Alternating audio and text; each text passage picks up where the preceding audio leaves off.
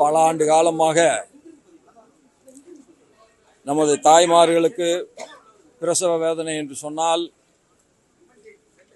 அவர்களுக்கு முழுமையான வைத்தியத்தை தந்த முதல் நிறுவனமான குப்புசாமி நாயுடு ஹாஸ்பிட்டலினுடைய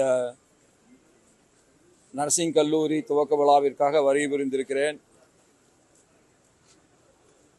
கோயம்புத்தூருக்கு வருவதென்றாலும் தமிழகத்திற்கு வருவதென்றாலும் அது ஒரு தனி மகிழ்ச்சி, தனி பூரிப்பு என்பதை மறுக்க இயலாது.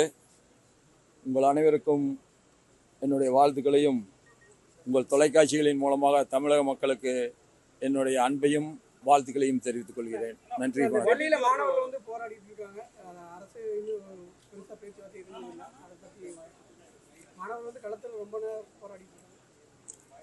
இது அரசியல் கேள்வி, இதுக்குரிய பதிலை அரசியல் தலைவர்கள் தருவார். What is your opinion on role of students in promoting unity now? Students should always promote the integrity and the unity of the nation. That is very important. India is today in a position to dictate the terms or giving the fitting reply to the international forces only because we are united. எப்பொழுதும் ஒற்றுமையாக இருக்க வேண்டும். தேசத்தின் ஒற்றுமையை பாதுகாப்பதற்கு எல்லா மாணவர்களும் முன்வர வேண்டும். தேசம் ஒன்றாக இருந்தால் மட்டும்தான் உலக அரங்கிலே நம்முடைய குரல் எடுபடும்.